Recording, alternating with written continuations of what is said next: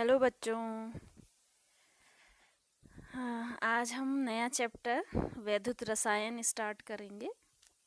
इससे पहले मैंने आपको 2 यूनिटें सॉलिड स्टेट और सॉल्यूशन की बता दी हैं। ठीक है, आप लोगों ने बहुत लेट करी उन्हें कंप्लीट करने में, इसलिए ये लेक्चर मैंने 3 लाइव क्लासेस के बाद डाला है आपका। ठीक है, तो अब तक आप लोगों ने सारा काम कर लिया होगा। ठीक, तो चलिए आज नया चैप्टर है, नई यूनिट है, से स्टार्ट करते हैं। ठीक है, तो नाम से पता चल रहा है वैद्युत रसायन, जिसमें विद्युत भी है और जिसमें रसायन भी है। ठीक है, तो इसका मतलब इलेक्ट्रोकेमिस्ट्री इसको हम कहते हैं। Electro means electrons. इलेक्ट्रॉन्स क्या करते हैं?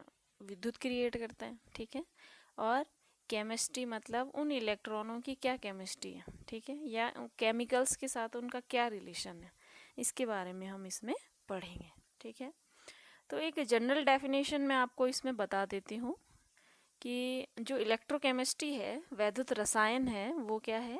रसायन विज्ञान की वह शाखा है जिसमें हम क्या करते हैं, रासायनिक ऊर्जा का विद्युत ऊर्जा के साथ जो रूपांतरण हो सकता है। ठीक है, किसी भी रासायनिक ऊर्जा का, जो हम कोई भी हमने सॉल्यूशन ले रखा है, कुछ भी ले रखा है, तो उससे जो उसके विलयन में उपस्थित जो आयन होंगे, उन आयनों की वजह से जो केमिकल एनर्जी क्रिएट होगी, तो वो केमिकल एनर्जी से हम जो इलेक्ट्रिकल एनर्जी होगी, ठीक है, उसको हम कैसे क्रिएट करेंगे या कैसे केमिकल एनर्जी को इलेक्ट्रिकल एनर्जी में चेंज करेंगे। ठीक है, अब किस किस तरह से ये चेंज हुई है, ठीक है, क्या क्या इनके मध्य हुआ है, उसके हम परस्पर रूपांतरण को भी देखेंगे और उनके बीच जो संबंध होंगे, जो रिलेशन होगा, रिलेशन बिटवीन देम, ये भी हम क्या करेंगे, इसमें स्टडी करेंगे। ठीक है, तो चलिए देखो, मैंने यहाँ पे एक क्लासिफिकेशन टाइप का बता दिया है। देखो, इलेक्ट्रोकेमिस्ट्री है। ठीक है,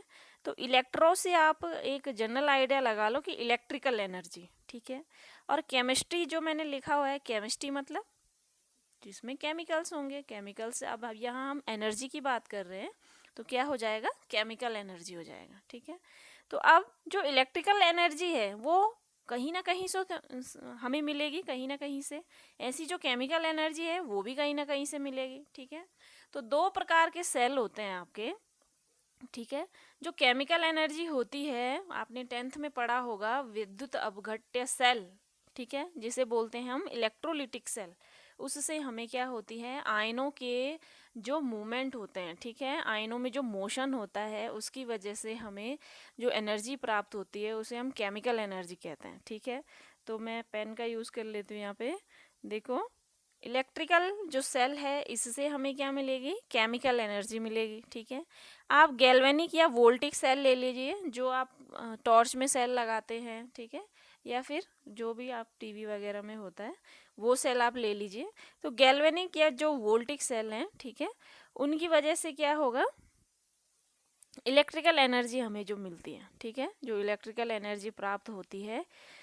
अब इन दोनों एनर्जीज को जब हम एक साथ पढ़ते हैं, ठीक है, इलेक्ट्रिकल एनर्जी और केमिकल एनर्जी भी, ठीक है, तो उसे क्या कहते हैं, हम उसका सीधा सीधे हम उसे इलेक्ट्रोकेमिस्ट्री नाम दे देते हैं। ठीक है, और जब एक गैल्वेनिक या वोल्टिक सेल को हम किसी इलेक्ट्रोलिटिक सेल के साथ जोड़ लेते हैं, संयुक्त रूप से पढ़ते हैं, जोड़ लेते हैं मतलब अलग अलग सेल नहीं, एक ऐसा सेल बनाएंगे जिसमें क्या होगा, इलेक्ट्रिकल एनर्जी केमिकल एनर्जी में चेंज हो जाएगी और केमिकल एनर्जी क्या हो जाएगी, इलेक्ट्रिकल एनर्जी में चेंज हो जाएगी। तो जो सेल हमें प्राप्त होगा, उस सेल को हम बोलेंगे इलेक्ट्रोकेमिकल सेल। ठीक है, यहाँ तक क्लियर हो गया। चलिए आगे बढ़ते हैं।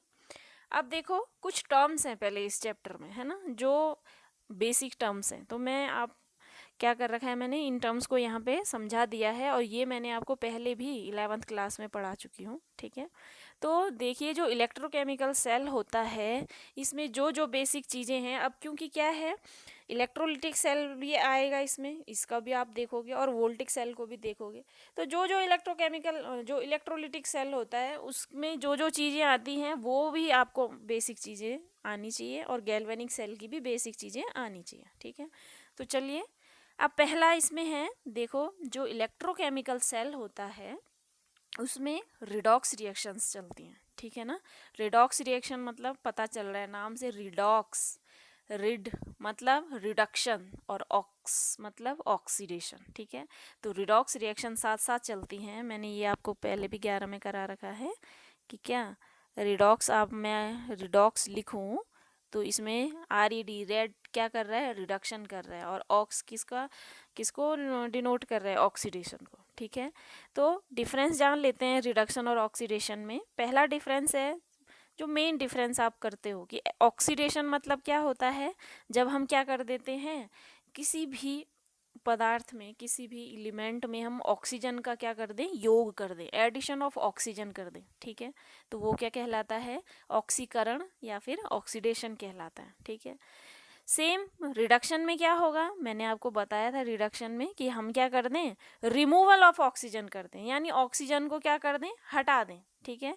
देखो जैसे यहाँ पे मैंने एग्जांपल में एल्यूमिनियम ले रखा है, और एल्यूमिनियम मैंने क्या कर दिया, ऑक्सीजन को ऐड कर दिया है, जोड़ दिया है, तो हमें क्या प्राप्त हो गया, एल्यूमिनियम ऑक्साइड प्राप्त हो गया, ठीक है। तो यहाँ पे हम कह सकते हैं कि यहाँ पे क्या हो रहा है, योग हो रहा है ऑक्सीजन का, तो ऑक्सीडेशन हो रहा है, ठीक है।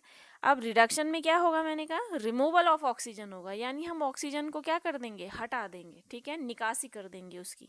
तो देखो यही सेम रिएक्शन मैंने क्या कर दी, उल्टी कर दी, ठीक है। अब उल्टी करने के लिए मुझे क्या करना पड़ेगा, क्योंकि ऑक्सीजन रिमूव करना पड़ेगा, तो ऑक्सीजन के साथ बाइंड करने के लिए कुछ कोई भी अदर एलिमेंट मुझे ऐड करना पड़ेगा। मैंने यहाँ पे क्या ऐड कर दिया, कार्बन ऐड कर दिया है, ठीक है। तो देखो एल्यूमिनियम ऑक्साइड के साथ में जब कार्बन ऐड करती हूँ तो देखिए यहाँ पे कार्बन क्या हो जाता है, एल्यूमिनियम ऑक्साइड से ऑक्सीजन को निकाल देता है और क्या बना लेता है, कार्बन डाइऑक्साइड बना लेता है, ठीक है। और एल्यूमिनियम अपने आप में सॉलिड फॉर्म में क्या हो जाता है, अलग हो जाता है, ठीक है। तो जो एल्यूमिनियम ऑक्साइड था उससे हमने क्या निकाल लिया है, ऑक्सीजन निकाल लिया है, ठीक। तो ये हो गया। चलिए नेक्स्ट इसका डिफरेंस है। अब दूसरा मैं डिफरेंस ये बोल सकती हूँ, आप रिडक्शन को क्या बोलते हो, रिडक्शन में आप कहते हो कि हम क्या कर रहे हैं, रिडक्शन यानी जो अपचयन है, अपचयन का सीधा सीधा मतलब एक ये भी होता है कि हम क्या कर रहे हैं, किसी अभिक्रिया में हाइड्रोजन को जोड़ दे रहे हैं, ठीक है। तो हाइड्रोजन को जोड़ दिया, देखो जैसे यहाँ पे कर रखा है मैंने रिडक्शन में, मैंने क्या लिया, इथीन ली। इथीन की पहचान क्या है कि कार्बन और कार्बन के बीच या क्या आएगा, डबल बॉन्ड आएगा, ठीक है। तो मैंने यहाँ पे इथीन ले लिया, एक एल्कीन है जो कि इसमें मैंने क्या कर दिया, हाइड्रोजन गैस को ऐड कर दिया है, जोड़ दिया है, ठीक है, किसी कैटलिस्ट पैलेडियम की उपस्थिति में, ठीक है। यहाँ पे थोड़ा छोटा है ये, पर देख लेना, इतना भी छोटा नहीं है कि ना दिखे। तो पैलेडियम कैटलिस्ट की उपस्थिति में मैंने क्या कर दिया है, इथीन में हाइड्रोजन को ऐड कर दिया है, ठीक है। तो जो अब मुझे प्रोडक्ट प्राप्त होगा वो क्या होगा, जो दो हाइड्रोजन मैंने ऐड किए थे, दो हाइड्रोजन एटम ऐड किए थे, वो क्या हो जाएंगे, इथीन में ऐड होके जो इथीन के बीच का डबल बॉन्ड है उसको ब्रेक करके इथेन बना लेंगे, ठीक है। यानी एक सैचुरेटेड प्रोडक्ट बना देंगे, ठीक है। ये सैचुरेटेड प्रोडक्ट है, आ गया। अब रिडक्शन में तो मैंने ये कर लिया, अब ऑक्सीडेशन में हम क्या करेंगे, देखो रिडक्शन में मैं एडिशन ऑफ हाइड्रोजन कर रही हूँ, तो ऑक्सीडेशन में मैं क्या करूँगी, रिमूवल ऑफ हाइड्रोजन कर दूंगी, ठीक है। अब रिमूवल ऑफ हाइड्रोजन देखो, जैसे यहाँ पे इसको आप वो कर लेना, ये बैलेंसिंग कर लेना, ठीक है। तो मैंने क्या ले रखा है, कोई एक इथेन ले लिया, उसमें क्या कर दिया मैंने, ऑक्सीजन ऐड कर दिया है, ठीक है। ऑक्सीजन ऐड किया मैंने तो क्या बन गया, CO2 बन गया, और मतलब ऑक्सीजन ऐड हो गया वहाँ और हाइड्रोजन क्या हो गया, बाहर निकल गया, ठीक है। ये मीथेन है, मीथेन में मैंने ऑक्सीजन ऐड किया तो हाइड्रोजन क्या हो गया, बाहर निकल गया, 2H2 कर लेना उसको, ठीक है। बैलेंस खुद कर लेना, वो गलत टाइप हो गया। आप समझ गए इतना। नेक्स्ट मैंने एक डिफरेंस, मेन डिफरेंस ये भी बताया था आपको, जब मैंने वो बताया था आपको, कौन सा वाला, ऑक्सीडेशन रिडक्शन में मैंने एसिड बेस कॉन्सेप्ट जब आगे दे रही थी, ठीक है। तो उसमें था, मैंने क्या बोला था कभी कभी कि क्या होता है, लॉस ऑफ इलेक्ट्रॉन होता है। कुछ जो एलिमेंट्स होते हैं उनकी प्रकृति होती है कि वो क्या करते हैं, अपने से इलेक्ट्रॉन को क्या कर देते हैं, बाहर निकाल देते हैं। और कुछ होते हैं जो क्या करते हैं, जितने उनके पास इलेक्ट्रॉन है वो उससे और अधिक इलेक्ट्रॉन अपने पास ऐड करना चाहते हैं, ठीक है। तो ऐसा क्यों होता है, जो लॉस करेंगे इलेक्ट्रॉन वो भी क्या होना चाहते हैं, स्टेबल होना चाहते हैं, ठीक है। अपने बाह्यतम कोश से इलेक्ट्रॉन निकाल देंगे तो स्टेबल हो जाएंगे, ठीक है। कुछ ऐसे होते हैं कि एक आध इलेक्ट्रॉन प्राप्त कर लेंगे तो स्टेबल हो जाएंगे, ठीक है। लाइक फॉर दिस देखो यहाँ पे सोडियम है, सोडियम 11 होता है, 281 आप लिखते हो इसका इलेक्ट्रॉनिक कन्फिग्रेशन। तो 1 इलेक्ट्रॉन अंतिम कोश का जो लास्ट सेल है उसका एक इलेक्ट्रॉन निकाल देगा तो Na पॉजिटिव बना लेगा, ठीक है। अब क्या कर दिया इसने, यहाँ पे लॉस ऑफ इलेक्ट्रॉन कर दिया, एक इलेक्ट्रॉन हट गया इसका, है ना, ठीक है, इससे अलग हो गया। तो ये है। इधर देखो जैसे क्लोरीन है, मैंने हाफ Cl2 ले रखा है, क्लोरीन का मैंने क्या ले रखा है, आधा मोल ले रखा है क्लोरीन गैस का। तो इसमें एक इलेक्ट्रॉन की कमी है, एक इलेक्ट्रॉन की जैसी इसमें पूर्ति हो जाएगी ये क्या बना लेगा, 288 बना लेगा, जो कि क्या है, एक स्टेबल कॉन्फ़िगरेशन है, ठीक है। यहाँ पे देखो जैसे ये इसमें यहाँ पे मैंने 1 इलेक्ट्रॉन हटा दिया तो ये 28, ये भी क्या है, स्टेबल इलेक्ट्रॉनिक कॉन्फ़िगरेशन है, ठीक है ना। तो जहाँ लॉस ऑफ इलेक्ट्रॉन होता है एलिमेंट्स में वहाँ ऑक्सीडेशन होता है, और जहाँ इलेक्ट्रॉन का एडिशन होता है एलिमेंट्स में वो क्या होता है, रिडक्शन होता है, ठीक है ना। आ गई बात समझ में। चलिए एक और डिफरेंस है, देखो ऑक्सीडेशन में क्या होता है, जैसे यहाँ पे आपने ऊपर पे देखा था सोडियम, यहाँ पे इसकी जो इस पे कोई पॉजिटिव चार्ज या नेगेटिव चार्ज नहीं था, जैसे ही इसने एक इलेक्ट्रॉन लूज किया इसके पास क्या हो गया, एक पॉजिटिव चार्ज आ गया। तो यहाँ जहाँ रिएक्टेंट की तरह एज अ रिएक्टेंट है, ठीक है, लेफ्ट हैंड साइड में वहाँ पे आप बोल सकते हो कि इसकी ऑक्सीडेशन स्टेट क्या है, शून्य, ठीक है। और जैसे ही इसने एक इलेक्ट्रॉन लूज किया इसकी ऑक्सीडेशन स्टेट क्या हो गई, +1 हो गई, क्योंकि ये क्या बना रहा है, एक कैटायन बना रहा है, Na पॉजिटिव बना रहा है, ठीक है। तो ऑक्सीडेशन स्टेट, जब वो ऑक्सीडेशन होता है तो ऑक्सीडेशन स्टेट क्या होती है, इंक्रीज कर जाती है, बढ़ जाती है, ठीक है। और जब रिडक्शन होता है तो ऑक्सीडेशन स्टेट क्या हो जाती है, घट जाती है, यानी जो ऑक्सीकरण अवस्था होगी वो क्या हो जाएगी, कम हो जाएगी। लाइक फॉर दिस यहाँ पे देखो Mg2 पॉजिटिव है, यहाँ पे इसकी ऑक्सीडेशन स्टेट कितनी है, ऑक्सीकरण अवस्था 2 है, ठीक है। अब कहीं से इसे 2 इलेक्ट्रॉन मिले, ये वाले देखो 2 इलेक्ट्रॉन लिए इसने, प्रोडक्ट क्या बना दिया, Mg बना दिया, सॉलिड मैग्नीशियम बना दिया, ठीक है। तो यहाँ इसकी ऑक्सीकरण अवस्था क्या थी, +2 थी, और यहाँ पे आके इसकी ऑक्सीकरण अवस्था क्या हो गई, 0 हो गई, ठीक है। तो रिडक्शन में ऑक्सीकरण अवस्था घट जाती है और ऑक्सीडेशन में ऑक्सीकरण अवस्था बढ़ जाती है, ठीक है। तो ये बेसिक चीज़ें हैं, इसके अलावा और भी है बेसिक इसमें, अब थोड़ा सा पहले देख लेंगे, आगे आएगा, पहले आप समझ लो इलेक्ट्रोकेमिकल सेल होता क्या है, ठीक है। अब जो इलेक्ट्रोकेमिकल सेल होता है उसमें क्या क्या चीज़ें आती हैं वो मैंने यहाँ पे बना दिया है, ये देखो, ये सेल आप देख लो, इसमें क्या है, 2 चालक ले रखे हैं मैंने जो विद्युत का क्या करेंगे, चालन करेंगे। देखो यहाँ कॉपर ले रखा है और यहाँ क्या ले रखा है, सिल्वर, ठीक है। तो इन चालकों को, यानी चालक मतलब मैंने फर्स्ट यूनिट में आपको बताया था, कोई तार हो सकता है, धातु का तार, ठीक है। तो यहाँ पे मैंने कॉपर वायर ले ली और क्या ले ली, सिल्वर वायर ले ली, ये दोनों क्या करेंगी, वैद्युत चालक का काम करेंगी, और इनको एक पर्टिकुलर नाम दिया जाता है जिन्हें कहते हैं इलेक्ट्रोड, ठीक है। तो इलेक्ट्रोड इन्हें कहा जाता है, ठीक हो गया। तो एक जो इलेक्ट्रोकेमिकल सेल होगा उसमें क्या होता है, पहली बात तो इलेक्ट्रोड होते हैं, ठीक है। अब ये दोनों सेम इलेक्ट्रोड भी हो सकते हैं और दोनों अलग अलग धातु के बने हुए इलेक्ट्रोड भी हो सकते हैं, ठीक है, हो गया। इसके अलावा जो आयन बनेंगे इन इलेक्ट्रोड्स के, जैसे कॉपर है तो ये क्या बनाएगा, अपने आयन Cu2 पॉजिटिव या Cu पॉजिटिव में टूटेगा। सिल्वर है तो सिल्वर क्या करेगा, Ag पॉजिटिव और Ag2 पॉजिटिव में टूटेगा, ठीक है। तो इनके अब टूटेंगे कब, जब हम क्या करेंगे, इनका वैद्युत अपघट्य विलयन लेंगे, ठीक है। 1 मोलैरिटी का ले लेंगे हम, ठीक है, 1 m का ले लेंगे, 2 m का ले लेंगे, 0.1 m का ले लेंगे। तो कुछ ना कुछ मोलरता का इनका जब हम विलयन ले लेते हैं, इस तरह से यहाँ देखो ब्लू कलर का दिख रहा है, ठीक है। तो इस विलयन को, ठीक है, जिसमें आयन क्या करते हैं, गमन करते हैं, आयन क्या होंगे, आयनों में मोशन होता रहेगा, इस विलयन को हम क्या कहेंगे, वैद्युत अपघट्य विलयन कहेंगे, ठीक है, हो गया। तो सेकंड ये चीज हो गई।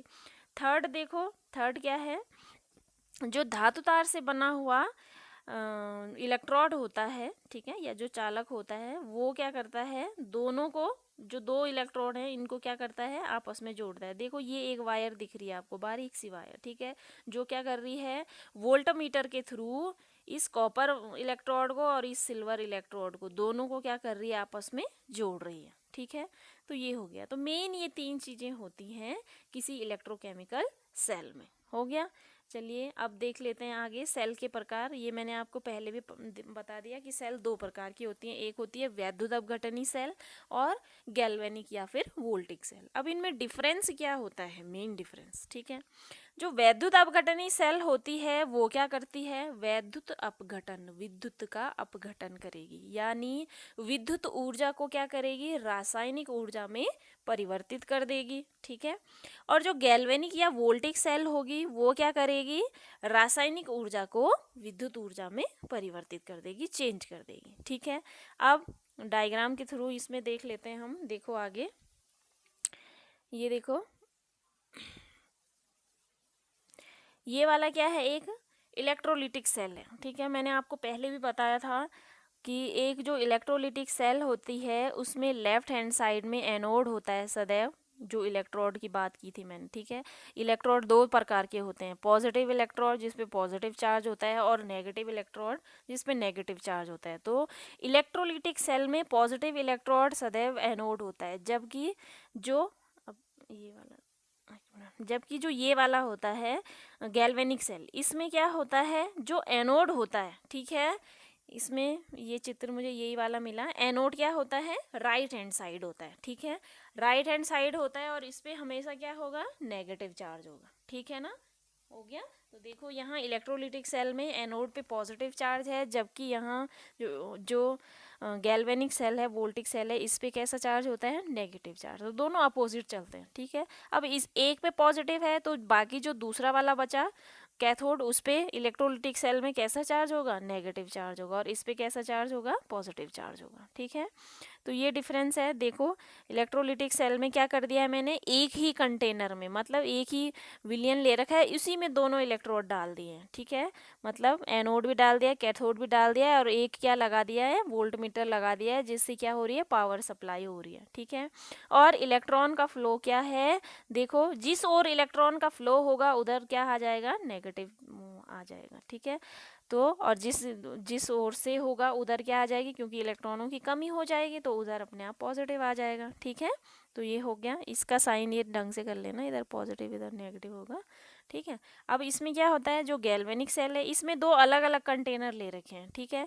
जैसे जिंक का है ये, देखो ये जो कहाँ गया, जो ये वाला है, इसमें थोड़ा डार्क नहीं है, ध्यान से दे लेना। ये देखो जिंक का वैद्युत अपघट्य विलयन है, और इसमें ये वाली रॉड देखो जिंक रॉड है, ठीक है। इसको मैं मिटा देती हूँ ऐसे। ये जो दिख रही है आपको ये क्या है, जिंक रॉड है, जिसे हम जिंक इलेक्ट्रोड बोलते हैं। तो ये जिंक इलेक्ट्रोड क्या है, अपने ही विलयन में किसी कोई भी 1 मोलरता का 2 मोलरता का विलयन होगा उसमें डुबा रखी है, ठीक है। और एक तार के थ्रू क्या हो रखा है, एक वोल्टामीटर से जोड़ के इधर दूसरी तार से कॉपर इलेक्ट्रोड क्या हो रहा है, इस वोल्टामीटर से जुड़ रहा है, और इलेक्ट्रॉन का फ्लो क्या है, कैथोड की तरफ है इसमें, ठीक है। इलेक्ट्रॉन का फ्लो इधर होगा और आयंस का फ्लो क्या होगा, विपरीत होगा, ठीक है। तो ये सब है इसमें। तो आगे चलते हैं। अब देखो इलेक्ट्रोड, इलेक्ट्रोड किस किस तरह से हो सकते हैं, ठीक है। इलेक्ट्रोड मैंने तो बता दिया कि इलेक्ट्रोड क्या है, एक तार समझ लो, एक चालक समझ लो, जिसमें क्या होती है, विद्युत धारा क्या होती है, प्रवाहित होती है, ठीक है। तो ये तार हो सकती है, कोई प्लेट हो सकती है, या फिर तार की ही कोई रॉड हो सकती है, ऐसे पतला पत्थर, ठीक है, चौड़ाई लंबाई में। तो अब इलेक्ट्रोड कितने प्रकार के होते हैं, दो प्रकार के, अक्रिय इलेक्ट्रोड और सक्रिय इलेक्ट्रोड, ठीक है। जो अक्रिय इलेक्ट्रोड होगा, नाम से पता चल रहा है इनर्ट रहेगा, ठीक है। इनर्ट रहेगा मतलब कोई वर्क नहीं कर सकता है ज़्यादा। तो जो हाई मेल्टिंग पॉइंट वाली, उच्च गलनांक वाली कुछ धातुएं होती हैं या कुछ पदार्थ होते हैं, ठीक है। जैसे ग्रेफाइट है, ग्रेफाइट एज अ तुम क्या कर लोगे, उसको पदार्थ के रूप में ले लोगे, ठीक है। और जो प्लेटिनम है, सोना है, इनका गलनांक बहुत ज़्यादा उच्च होता है, ठीक है। प्लेटिनम का गलनांक 3500 डिग्री सेंटीग्रेड तक होता है, ठीक है। रेडियम है, रेडियम एक ऐसा एलिमेंट है, इसका गलनांक भी बहुत ज़्यादा क्या होता है, उच्च होता है, ठीक है। तो ये अगर इनके इलेक्ट्रोड आप बनाते हो तो इन्हें हम क्या कहते हैं, अक्रिय इलेक्ट्रोड कहते हैं, ठीक है। दूसरा है सक्रिय इलेक्ट्रोड यानी एक्टिव इलेक्ट्रोड, ठीक है। तो एक्टिव इलेक्ट्रोड में क्या होगा, जो उनके गलनांक होंगे, किसी जिसका भी आप इलेक्ट्रोड बना रहे हो, किसी पदार्थ का बना रहे हो, किसी धातु का बना रहे हो, तो उनके जो गलनांक होंगे वो क्या होते हैं, कम होते हैं, ठीक है। तो जैसे आप कॉपर ले लो, जिंक ले लो, जितनी भी धातु हैं, लेड ले लो, सिल्वर ले लो, ठीक। तो इनके क्या हो, आयरन की ले सकते हो आप, फेरिक ले सकते हो, फेरस ले सकते हो, फेरिस फॉर्म, फेरिक फॉर्म। तो ये क्या होती हैं, ये धातुएं निम्न गलनांक वाली होती हैं और आसानी से क्या होती हैं, जो वैद्युत अपघट्य विलयन होते हैं, ठीक है, उनमें आसानी से क्या हो जाती हैं, ऑक्सीडाइज हो जाती हैं और रिड्यूस भी हो जाती हैं, ठीक है। तो इस तरह से ये क्या कहलाती हैं, सक्रिय इलेक्ट्रोड कहलाती हैं, ठीक है। हो गया। अब इसमें मैंने एक ये पीछे बताया था आपको कि एनोड है और क्या है, कैथोड है, ठीक है। इसमें भी देख लो, एनोड है और कैथोड है, ठीक।